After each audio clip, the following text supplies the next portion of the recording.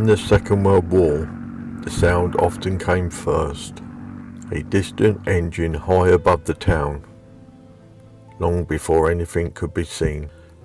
For the people below, it was a reminder that the war was never far away, and that the skies above Britain mattered. Faversham was one of those many towns that watched those skies. It didn't have an airfield, but the war passed directly overhead, and like so many others, it found a way to help. As the war went on, people were asked to do whatever they could.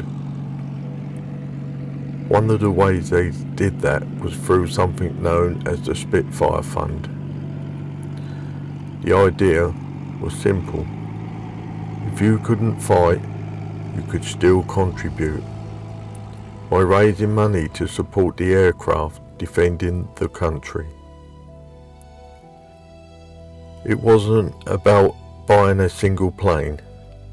It was about keeping production going and showing support. Across Britain, towns raised money in their own way.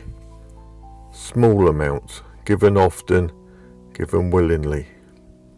In Faversham, the response was practical and local. People didn't make speeches, they simply got on with it.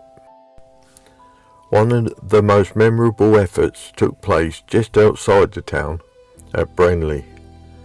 6 acres of hop fields were given over to the Spitfire Fund, and people were invited to come and pick. Hundreds turned up, men, women, families, bringing whatever they had, old boxes, baskets, even umbrellas. There were no ceremonies, no formalities, just people turning up and doing the work. Even the mayor joined in, sleeves rolled up, working alongside everyone else. By the end of it, more than £1,100 had been raised. At the time, that was a remarkable sum, but the money wasn't about a single aircraft. It went into the Spitfire Fund as part of a national effort. It helped keep production moving, and it sent a message. The people on the ground were behind those in the air. In recognition of efforts like these, some Spitfires were given presentation names. Simple names chosen to reflect the towns and communities that had helped. One of those aircraft carried the name Faversham. It wasn't a badge of ownership, and it wasn't ceremonial. It was simply a way of acknowledging what ordinary people had done, and of carrying that name into the air. The Spitfire that carried the name Faversham was flown by a Polish pilot named Jerzy Michał Czerniak. He was born in 1913, and by the time the war came, he was already a trained fighter pilot in the Polish Air Force.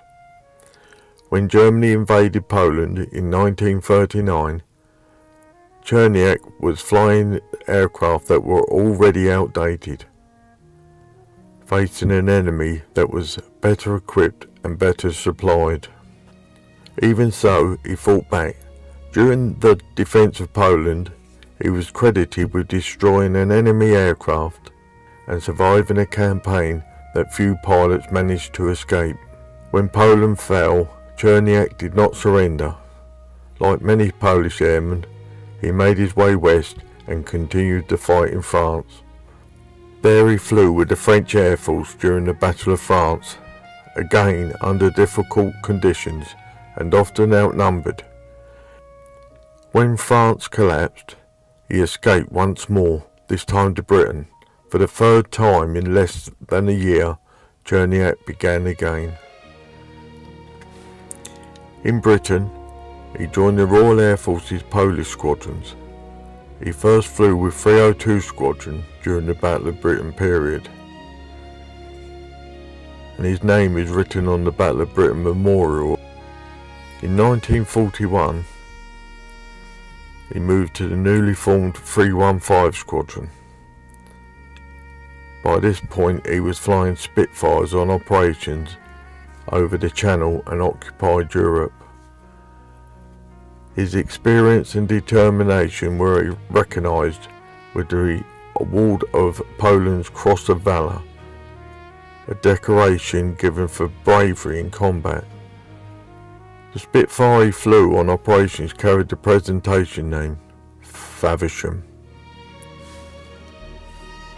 a name earned not through ceremony but through the quiet efforts of people on the ground. On the 9th of August 1941, while flying a mission over occupied France, Czerniak was shot down in combat just a few miles from the coast. He was 28 years old.